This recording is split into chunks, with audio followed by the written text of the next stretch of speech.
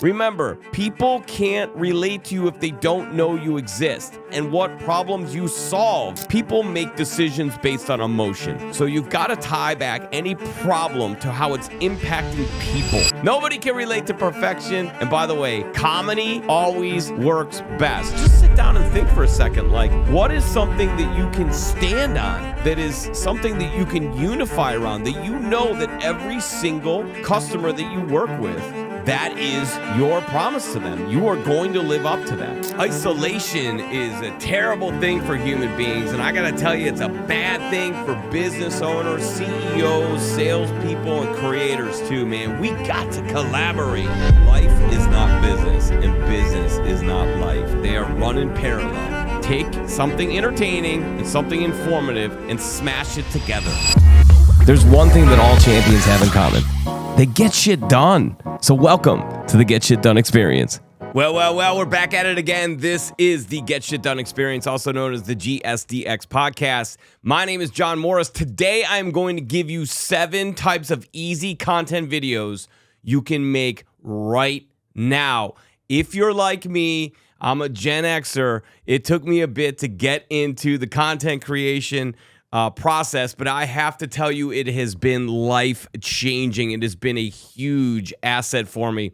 And when we're talking about this, I'm not talking about becoming an ultra marketing influencer, okay? I'm talking about coming across as a CEO, a founder, a business leader, a sales professional, somebody that has to get their message out to as many people as possible, which always starts with attention and awareness. You have to be able to tell your story consistently. We know that it is far more difficult now than it's ever been to get people on the phone. And we also know that email marketing, unless it's done at an extremely high level, probably with some sort of consultation, and it's done in a fashion that is highly customized, there's a strong likelihood that your emails are just going to end up in junk, or they're going to be ignored completely. So how do we create the attention that we need in that go-to-market strategy, that top of funnel? And remember, if you're in sales, you're probably nose to toes, baby. You got to find a way to get people to pay attention to you. Even if you're an account manager, you're always wanting to organically grow your book of business. But man, if you are in business development, or you're a founder, an owner, a solopreneur, and you're listening to this, please take notes, because I'm telling you right now, this has been a life changer for me. I've been a representative of multiple brands, and I've executed this type of process not only for the brands that I represent, but I also consult other business leaders on how to do this for their brand. And we do this at 2020 Design for companies as well. So let's start with the first one. I'm just going to give you really quick 7 steps, super easy. This is going to be a short podcast. I hope you enjoy it. Take notes. Number 1, you're going to love this. This is the beautiful walk and talk. This is so easy. All you have to do is pick one topic, typically a problem that your customer has, and go to an interesting place. That interesting place could be within the 4 walls of your building. If you have a production facility, if you've got machinery that is going, if you've got a cool warehouse, if you've got a dynamic sales department, if you've got an office that is highly branded, a ton of logos, a lot of activity going on in the facility, you could do your walk and talk right through the building. You might get some fun looks from your coworkers. Maybe they'll jump in to the video, but it's going to be aesthetically pleasing to viewers. If you are somebody that needs to get outside the 4 walls of the building, maybe that makes you feel more comfortable, then go to an interesting place, whether it's a park or someplace that has a lot of activity. Go to a place that, again, is aesthetically pleasing, is busy, and that has a lot going on. It just will make for a better video. And what you want to do is you want to start the video off in a walk and talk with some sort of a hook. There's always savings, but it's about way more than savings alone. Total Technology Solutions Group redefines managed print services. Excellence is the minimum standard. TTSG is a true managed print service provider, deeply understanding your technology and business goals. Your business is unique. Our solutions are tailored to your current and future business goals. Our customer-first approach empowers and delights. TTSG can ensure your technology environment will scale as your business does. So as you navigate business and constant change, partner with TTSG for premium advisement and seamless implementation of your technology goals. We set the bar high. Your people deserve it. Peace of mind. Powerful innovation. TTSG.com. I personally love the Imagine If. Imagine If is one of the most persuasive ways that you can hook people in. So you might want to start off with something like, imagine if you didn't have problem X, Y, and Z. How much better would your life be? Or you could go with a hook like, you'll always have the problem of X, Y, Z until you do 1, 2, 3. And then you list off the 1, 2, 3 things in the walk and talk that will solve that problem. And then you ask for them to go to the comments, some sort of call to action to connect with you, right? So the walk and talk is super easy. You can hold the camera yourself if you've got a partner in crime that you have in the building that can walk with you and hold the camera. It's super easy. And by the way, you're going to feel silly at first. You know what the cool thing about creating video content is? It's not live.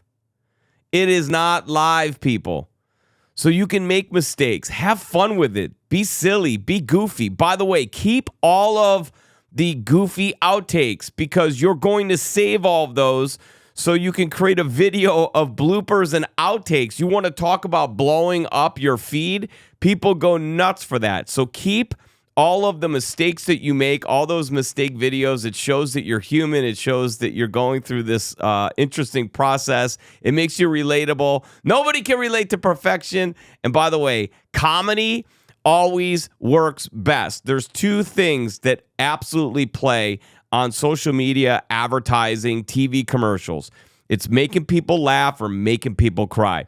So always keep your mistakes, laugh about them, and then turn them into a video down the road.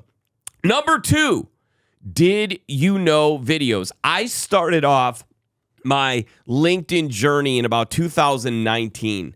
And I had started to recognize that, hey, this was going to be a pretty cool place where I could identify potential buyers, but I was also recruiting heavily, so I was looking for salespeople. And I just felt like, it was time to kind of make this push. I don't know what told me that I needed to do this. There was something kind of like speaking to me, and it was like, hey, look, you need to get on camera. You need to start to do this. In fact, the first podcast that I had pitched the idea of it back in late 2018, 2019, and it was kind of like tongue-in-cheek, and it was kind of laughed at, and it was like, yeah, right, we'll never do that. Well, look what I'm doing now. So did you know videos was kind of how I started doing this. When I started, I had about 1,500 followers. And this was in late 2019 is about when I started really getting into it. I now have crossed 13,000 followers. Comparative to some of the big names that you know out there that are dominating LinkedIn, it's not even close. But if you do the math on the percentage of people that have over 5,000 followers or over 10,000 followers, it does put you in the top 2% or some number like that, which means that you're going to get a ton of attention awareness. So you got to create. So I started doing Did You Know videos. What I came to the realization of is what we did for a living might be boring to us because we're there every single day doing that thing. So we start to take it for granted. But what I started to realize as I was bringing friends and family in for tours, as I was bringing recruits in for tours, and I started to walk them around the building, they were like blown away by what I had started to just become desensitized to. It was just normal for me, but to the outside world, when they walked through our facility and saw the things that were going on, they were taken by it. So I put 2 and 2 together, and I thought, well, like, this is one person coming in for a tour that is absolutely blown away by this. Well, I can't get the message out if I just one by one. What's my way of getting this to thousands of people? So I started doing Did You Know videos where I would just go to a place. I would go to one of our pieces of machinery, and I would essentially say, hey, did you know that this machine will do this? Did you know? And I would start listing off stats. We produce X amount per week. These are going to some of the most recognized brands that you can ever imagine. They're being utilized for this type of problem. It's solving this problem, and this is the reaction that people are giving back. Then I would go to a key person in the organization, and I would essentially do a did you know about that person? Hey, did you know this is the director of operations? In his function, these are the 5 things that he focuses on, and this is why it's important. One of the things that we believe in as a brand is operational excellence. His direction and his capabilities and his implementation and his team building have allowed us to create that operational excellence. So then I would go to another place. We would have vendors in to do these showcases of their products, and I would do a did you know with them. So I would promote them, promote their product, and I would then tell a story about how that product is used. So the did you know videos could be highly entertaining. They could be highly informative. They're a kind of a combination of both. But let's remember, the reason why people go to social media, number 1, is they want to be entertained. Number 2, they want to be informed, right? So I think it's really important that you play into both of those. And I also think that it's really important. There's been studies done that when you communicate with people, they only actually embrace about 17% of what you say. So you're going to listen to this podcast, hopefully for the whole podcast, and you're going to find that you probably only retain about 17% of it, maybe less. I don't know, but that's why you should write it down. This is the reason why it's so important in sales and marketing that we have a belief, and management, by the way, that we have a belief in repetitiveness. We have to repeat our message over and over and over again. And remember, when you are talking on social media, you're not only talking to your current following, but you're also trying to tap into a whole new following. You're trying to bring people into your community, which means that you can't assume that they just jumped in chapters into the book and they understand how to play along. You have to keep going back and telling them the beginning of the story. Now, your current community, your current followers, they're probably going to be like, okay, here we go. He's telling that story again. But remember, they're already along for the ride. They understand what you're doing. And maybe that's a good story for you, that you got to repeat the same message, but you got to do it in different ways, right? And we'll get into that in this list. So did you know videos? Remember, people can't relate to you if they don't know you exist. They can't buy your products and services if they don't know that they exist. They can't understand the problems that you can solve for their business if they don't understand that you exist and what problems you solve. What are your products and services? So the more you can get that story out, the better. And again, we want to talk about a variety of different things. Did you know could be talking about your brand? Did you know could be talking about the people in your organization? Did you know could be talking about products and services? Did you know could be talking about your career journey? It could be talking about your specific role. It could be talking about the department that is like the secret sauce to the organization. And did you know that all of these people have nth amounts of degrees? These are like the most successful people in the world, and this is the way that they do things. Or did you know that we use AI for this? Or did you know that we have the best engineers in the world? Whatever it is, you're introducing it to the marketplace and to your community, and you're repetitively telling that story so that it starts to sink in.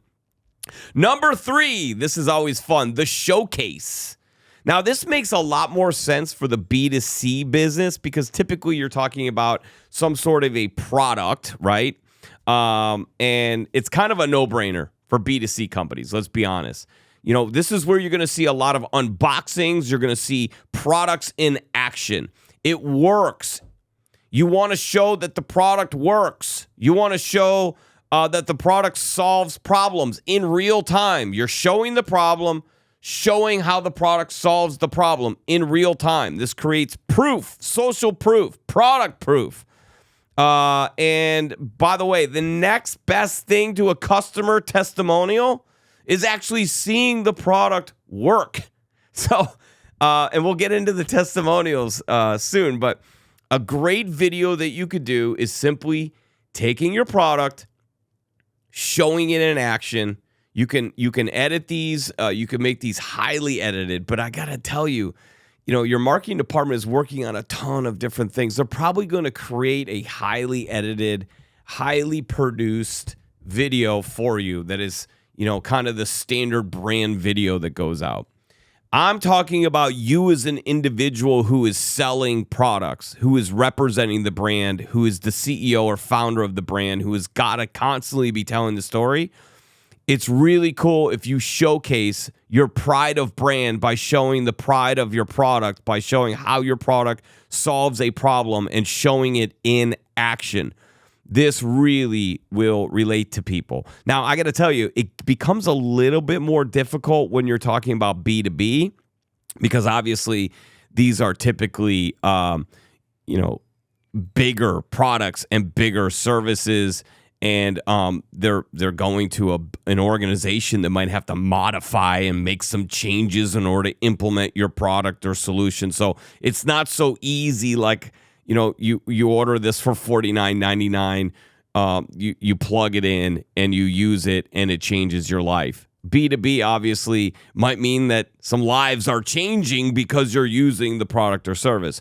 So this is more of, when you're doing these types of videos for B2B, this is more about identifying a problem that that your customers have and talking about how all those problems impact people, profit, cash flow, hiring and training, the scalability of the organization.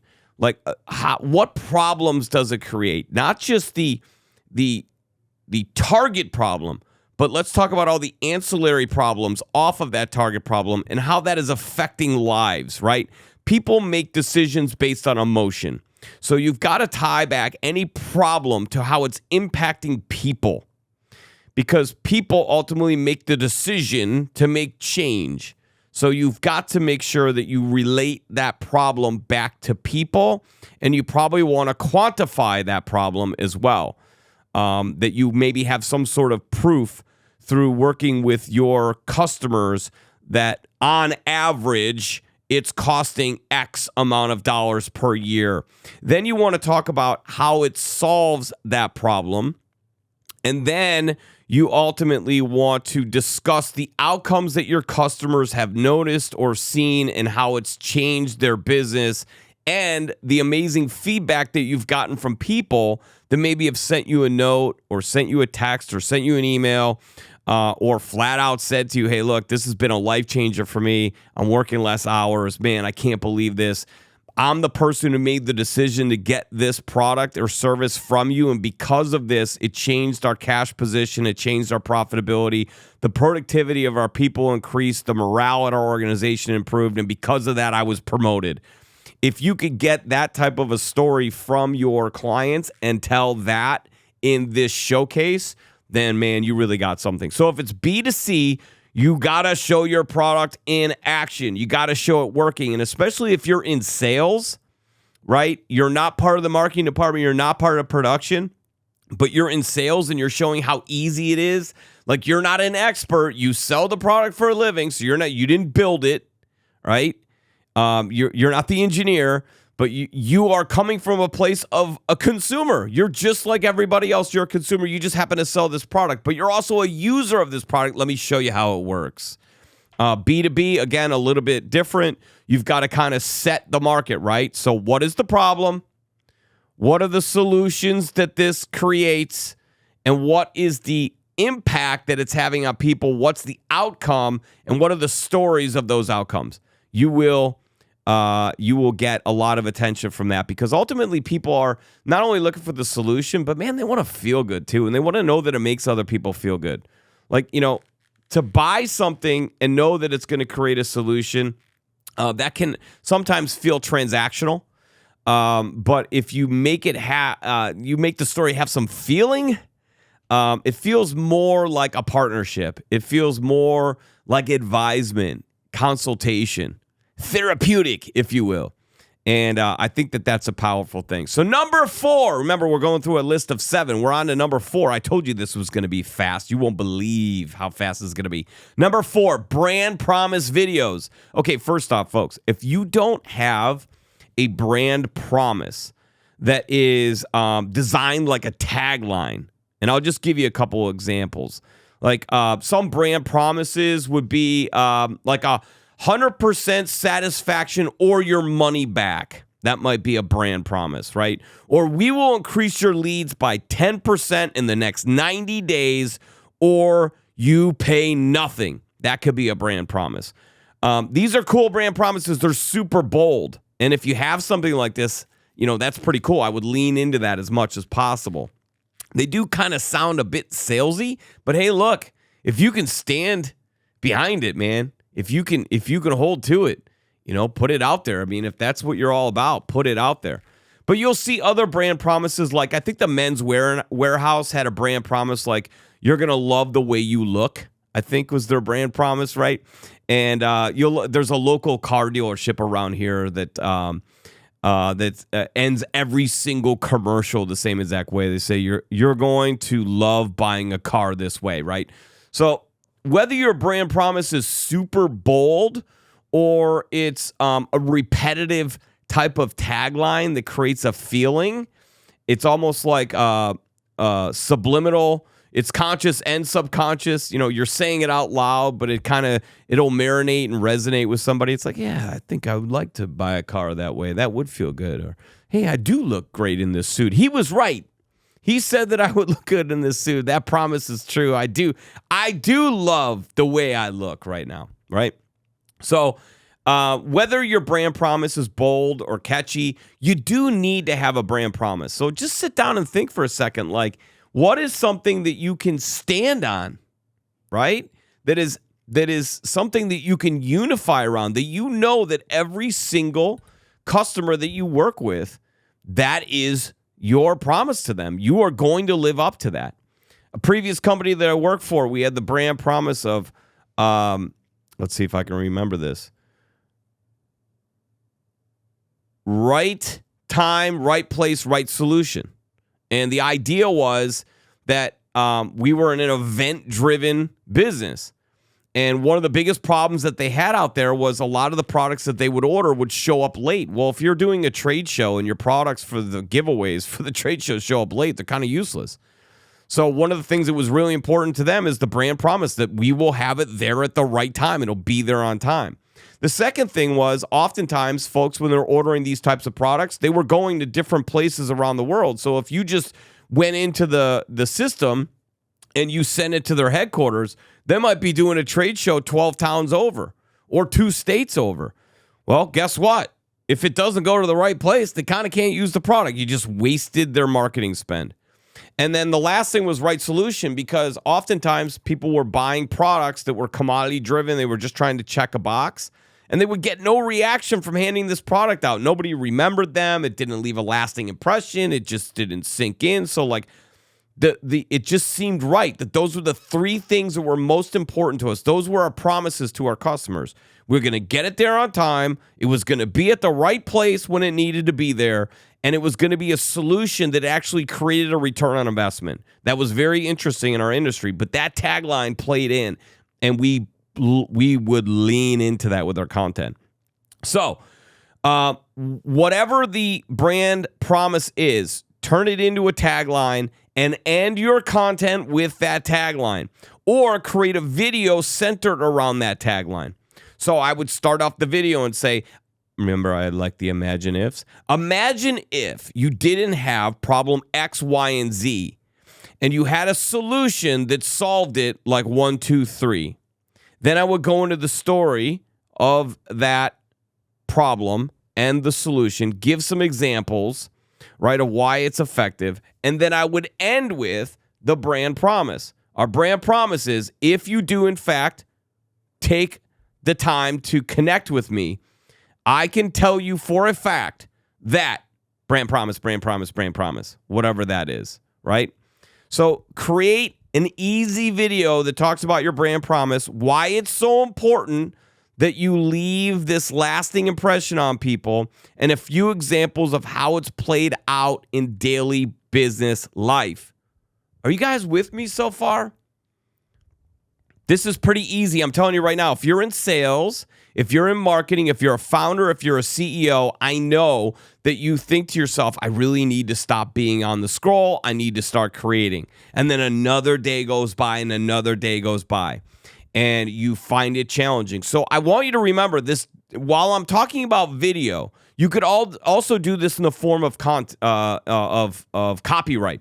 So if you are somebody that feels more comfortable with just kind of taking a picture or having a picture taken of you, or you stand up in front of an audience and they captured photos, or you want to take pictures of scenic, views within your facility or your production equipment working, that's cool too.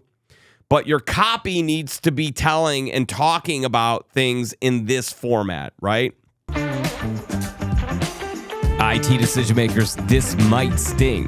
Frustrated with IT issues, security threats, and the stress of your technology infrastructure, your technology should blend seamlessly with your business objectives. Technology infrastructure management with limited resources can be exhausting and counterproductive. Do you have an MSP but still have problems and technical hiccups? GSD's advisement, proactive maintenance, cutting-edge cybersecurity, cloud solutions, data backup, and local 24/7 help desk can change the game. Your technology should outpace your business operations to allow for growth, and proactive strategies should prevent issues before they arise. Get back your time and your money with GSD. Drive business forward. Leave the technology to GSD. GSDnow.com. All right, so number 5, this is where it gets fun, man. This is why I do this. I love this. Man, isolation is a terrible thing for human beings, and I got to tell you, it's a bad thing for business owners, CEOs, salespeople, and creators too, man. We got to collaborate. We got to be out there with the people. We got to be doing things together. So here's the best type of video that you could possibly do. Now, this one takes a little bit more work and it takes a little bit more time, but the payoff is amazing. It's outstanding. So reach out to 5 or 10 of your favorite customers. These don't necessarily need to be the customers that are spending the most money with you. These need to be the customers that you know are fans of yours, that you have a great personal relationship, that they will be by your side. They've been with you for a long time. They're loyal, man. They are part of the brand story. They are part of the community. They are locked. And by the way, if you don't have partners like this, that might be something you really need to kind of work on and consider. If all of your partners are kind of transactional and it's really surface level, you might need to run some events where you just kind of break bread with people and really get deep and get to know people. And also might be a good indication to you that you might need to start creating some content that talks a little bit more about your personal story and your journey so you connect with people on a deeper level. But let's stay on topic here. The collaboration. Reach out to 5 to 10 of your favorite customers. Ask them to collaborate on videos with you. So if you need to go out to their site, or you need to do a team side by side, or you need to go out to lunch together, you need to take them to play golf, you need to take them out to a game, or you need to bring them into the office for a tour. Again, I told you this is going to take a little bit more work, but the payoff is going to be amazing because it creates great customer relations, and it'll create an amazing, lasting feeling with them. So what you're going to do in this video is you're going to promote both of your brands at once. So you want to take the lead by teeing up your customers. So you're going to talk about their brand. You're going to introduce them. You're going to discuss how partnering with them on multiple levels, problems get solved, lives improve, opportunities multiply. You're going to finish the video by asking what it means to partner. So you're going to tee them up. You're going to let them talk a little bit about their brand, their services, how to get in touch with them. And then you're going to segue to asking them, hey, let's talk just for a second. Tell us a little bit about what it's like to partner together. They're going to give a little bit of a testimonial of, hey, it's amazing to partner. You answer the phone whenever I call. You know, I feel like I know you on a deeper level. You're always there to solve this problem. The changes that have happened in our business have been profound. Whatever they say, they're going to give a little bit of testimony. Now, at the end of that experience, and I would do 3 or 4 of them, and then I would put them on a cycle so you can, You could put, one out in a week, put one out a month later, put one out 3 months later. They're going to go into the library of content. They don't all need to go out at once. You're going to put them in the library of content, right? And if you don't have a library of content, you should, because you should be weeks ahead in your content creation. That would be very powerful for you. If you aren't, we can talk about that as well. So you're going to tee them up, promote their brand, let them promote their brand, ask them about what it's like to partner with you, and then you are going to tie it all together with the copy that you write. The copy is going to tag their company. It's going to tag them. It's going to ask your following to follow them, to connect with them, to check out their website. It's all about the give, folks. So it's a collaboration, but because you're leading the charge, you're going to push by giving and giving and giving. And what's going to happen is they're going to comment. They're going to respond with how amazing it is to work with you. This becomes a living, breathing testimonial video, right? But it's a testimonial video for both of you, so it feels better. It's difficult to reach out to people and say, hey, would you write a letter of how awesome I am? I mean, that's tough. We used to, back in the days when I was selling, we used to carry around a 3-ring binder with typed up testimonial letters where the owner signed it and was on their brand logoed stock paper, right? Boy, what a pain in the tuchus that was. Now you can collaborate with your customers and your partners on video content where you're promoting them and they're promoting you, and together you're multiplying. It's all about becoming a multiplier. So you can lean on each other to build each other's businesses. You'll have a ton of fun with this. And if you can get 5 to 10 to do this, you've got months of content that you could put out there that shows social proof. It shows commonality. It pushes your message out to their following.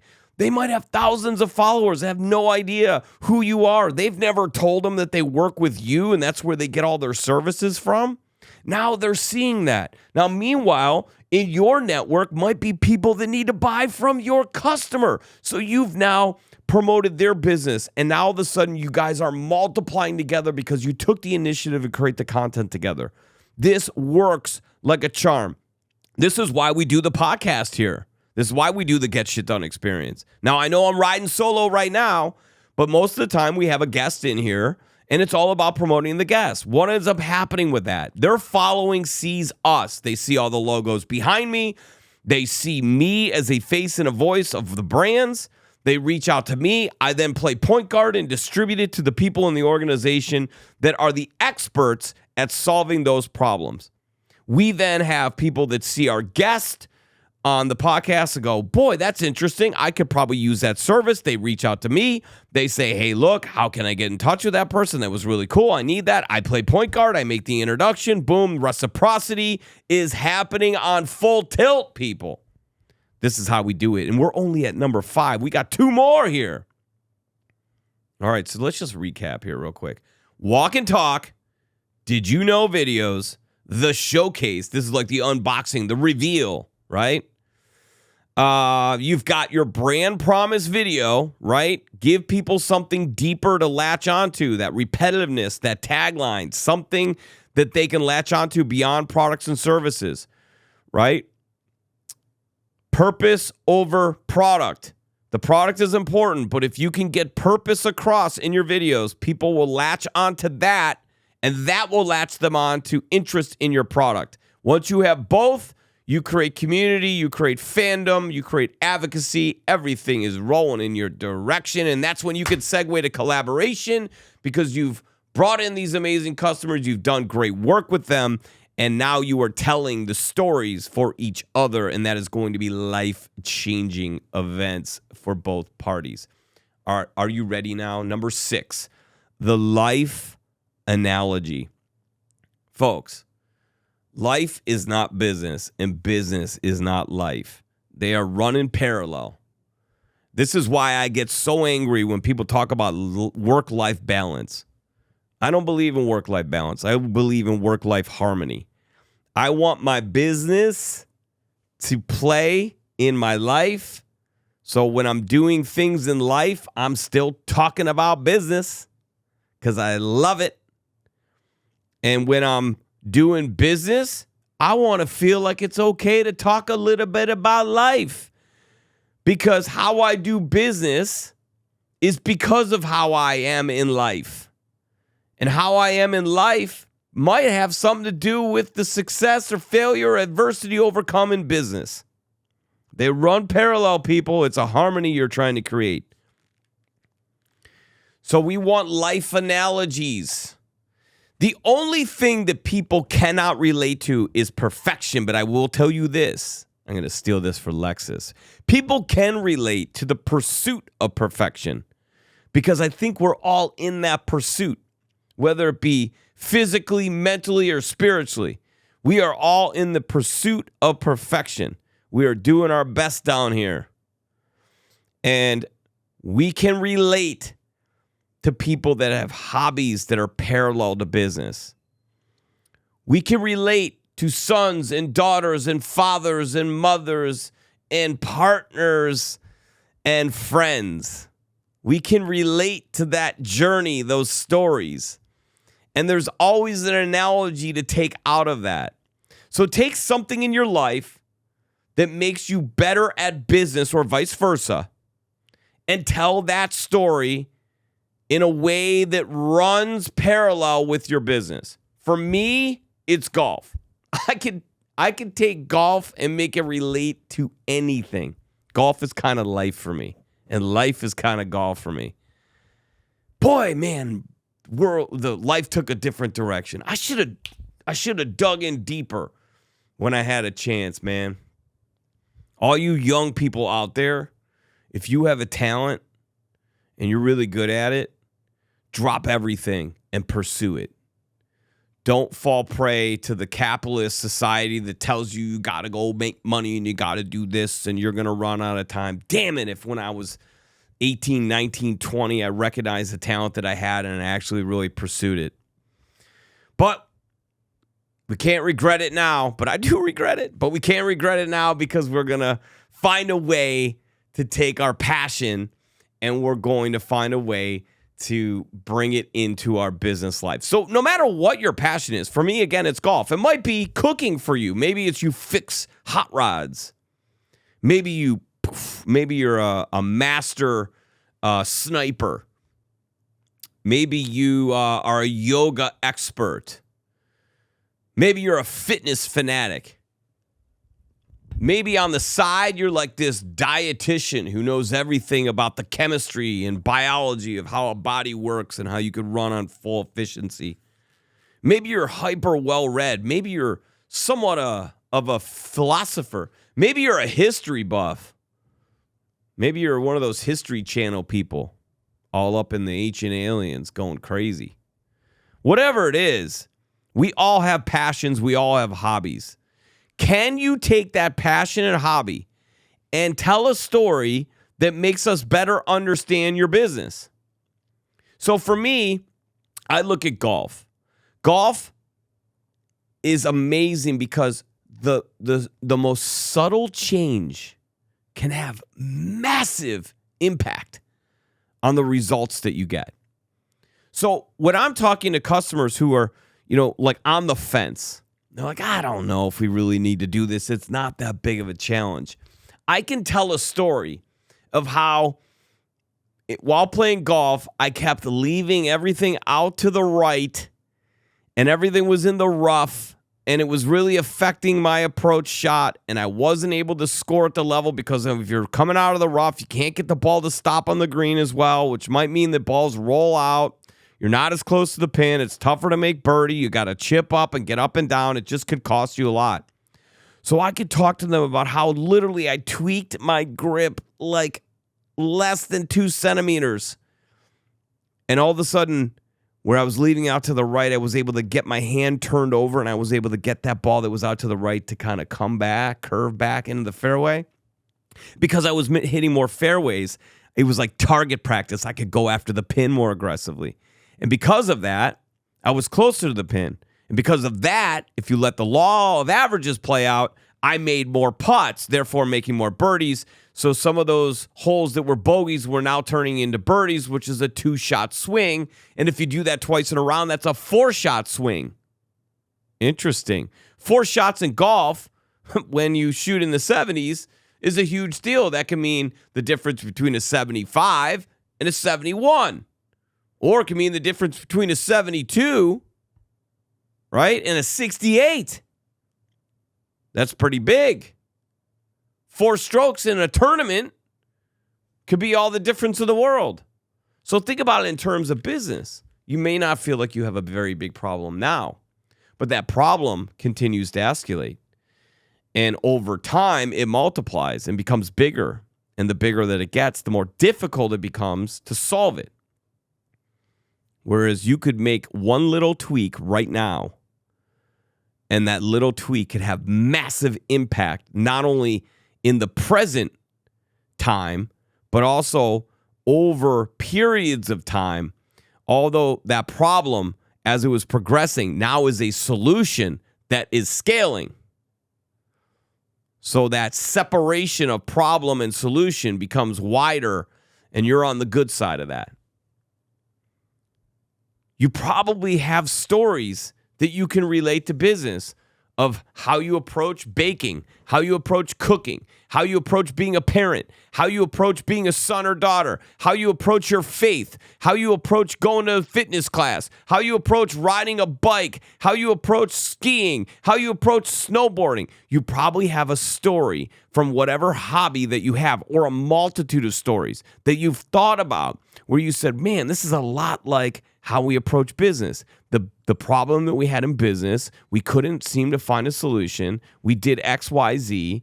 We did A/B testing. We finally found the thing that worked. We made the small tweak, and now the difference is 10x what we thought it would be. It's much bigger than we thought it would be. That you probably have that story in your hobby or in your life of how you made that little tweak. For me, another thing was intermittent fasting. I had no idea that intermittent fasting was going to be such a massive life game changer for me. Every religion in the history of the world talks about fasting as being a power source, right? You're allowing your body to kind of fight off some of the things it needs to fight off. It's restoring itself. It's burning fat that doesn't need to be there. You're kind of letting it cleanse. It makes the organs work better. I'm not a scientist, obviously, or a doctor. I have no idea what I'm talking about, but these are things that I've heard. But what I know is when I started intermittent fasting, I lost 30 pounds in about 60 days. I know that. So I can tell you that was a small tweak. Instead, I don't eat breakfast. I don't eat lunch. Water and coffee until dinner. I got a 4-hour window. I eat the calories that I need to eat within that 4-hour window. I don't eat again. Weight just falls right off. Okay, so how can you take something like that and relate it to business? Let's wrap this bad boy up. Here we go. Entertain to educate. Let's go back to what we just talked about. Entertain to educate. People go to social media to be entertained, number one. And they want to be informed, number two. Now, you can make an argument of which one they're going to more and for what. I think that's a personality type. For me, I go to social media, number one, to be entertained. I want to see fun things, cool things, interesting things. Number two, I go to be informed. I want to see products working. I want to see what it looks like in action. I want to know where to go. I want to buy on my own terms. I don't want to be sold.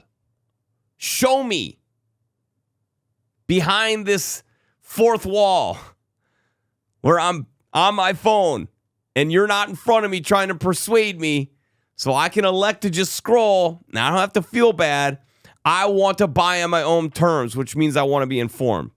So now more than ever, buyers and content consumers are using social media platforms as search engines. Why is this so important? What it tells me is that people are going to a social media platform for one reason, but they're impulsive and they might stay for another reason. Example, they go on to be entertained and watch some golf videos. They want to see some cool, play a hole with me. They want to see somebody smacking a drive super long. They want to see, the banter of buddies playing golf. They're going there to be entertained. All of a sudden, they see somebody hit a certain golf club, and they think, that's interesting. I like that golf club. So boom, impulse kicks in. Now what do? They shift to, I want to be informed. So what do? They go into the search engine. They type in TaylorMade driver. Next thing you know, they're being informed about TaylorMade. Now they start looking at TaylorMade's content. They start looking at the influencers on the PGA Tour that use TaylorMade. So they started there to be entertained. They then started to become informed. Then they looked to be educated, but they did it all on one platform. So this is why it's important for you to create content in very interesting, entertaining places. As I mentioned on the last category, right? We all have things that we do that are hobbies. But here's some really interesting things that you could think of. Take something entertaining and something informative and smash it together. So for instance, if you cook, tell the story of problems and solutions that your company creates while cooking. People are going to stop scrolling because you're cooking. They're going to pay attention because you're cooking. Whether they're getting the message consciously or subconsciously, they're getting the message. They're paying attention to you cooking because that's entertaining. You're informing them through your speak. So, if you're a golfer, go to the driving range, hit a few golf balls, talk into the camera, talk about problem, solution, outcome. They're watching you golf. Guess what? You created commonality. They're a golfer. Hey, we have that in common. Cool. If you do it well, you're creating admiration. It's endearing. Like, they're fascinated now. Oh, that's cool. Didn't know they could do that. So now we have something in common. Now they have a little envy too. You're like, oh, that's really cool. They're really good at it. Now, if at the same time, you're telling a passionate, entertaining story about your products and services, it's not pushy, it's not overly salesy, it's just informative while being entertained. They feel like they're getting value because they're getting what they came there for, which was entertainment. You're giving them a little bit more, which is information. And then you could drop a little influence in there with a call to action, asking them to click a link if they're interested and they can have a demo.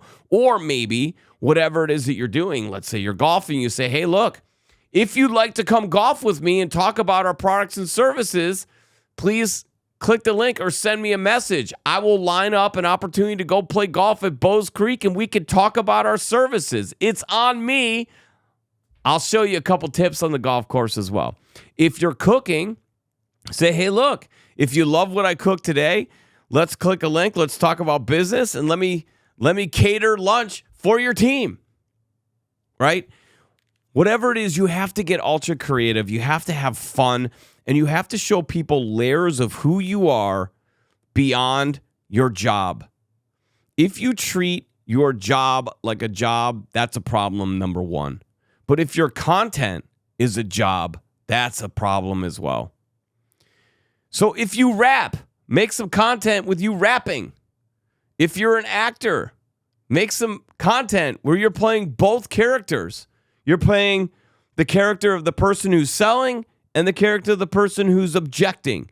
And you're going back and forth. You're playing both characters. Show us your acting skills. If you're a singer, sing. If you fix cars, tell us a story about how you sell packaging while fixing the car. We're paying attention to you fixing the car. That's interesting. Hey, we have that in common. That's cool. I like cars. I had no idea how to fix a car like that. Show me how to change a battery. I tell you what, show me how to change a tire. You want to know what's a practical thing that I'll watch? Show me how to change a damn tire. God, my father taught me a lot of things, but man, when I think about the manly stuff that he didn't teach me any of that stuff. I don't know if I could change a tire. Show me how to change a tire, but also tell me about the packaging that you sell at the same time, right? You know what's interesting? Fun fact, I've never shot a gun before in my life. Never shot a gun before in my life. I don't think I've held a gun that had actual live ammunition in it. I'm not saying I'm against it in any way, shape, or form. It just has never come up. I've never done it. I'd be fascinated to see somebody shooting a gun and telling me how that happens and then telling me a story of how that relates to business. So if you go to the gun range, shoot that gun, then turn and tell me a story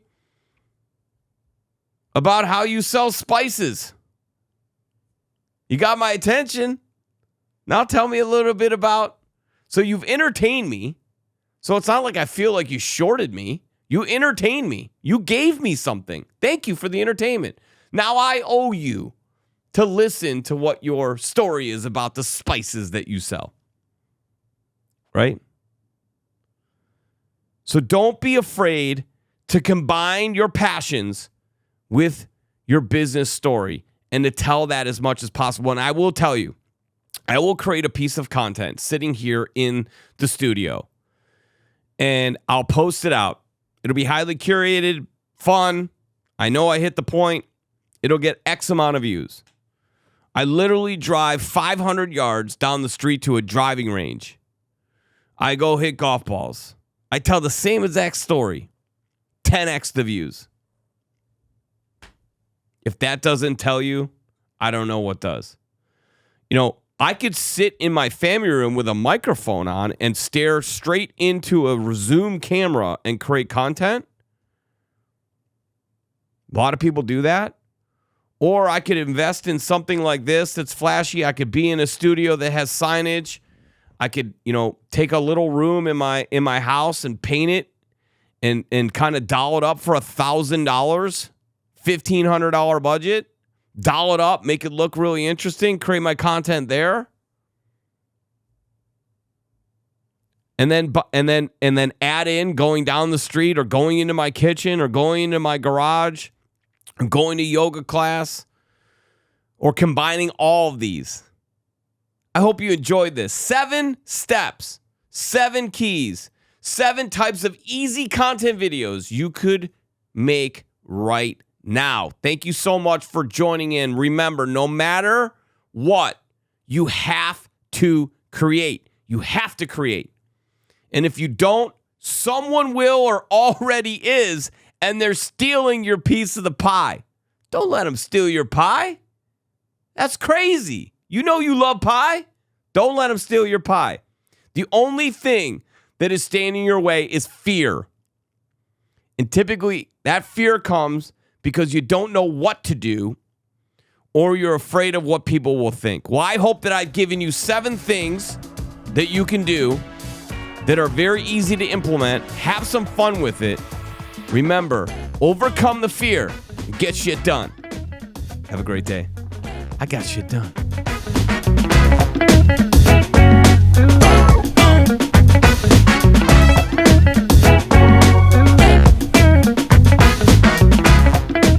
Can your business handle 15% growth?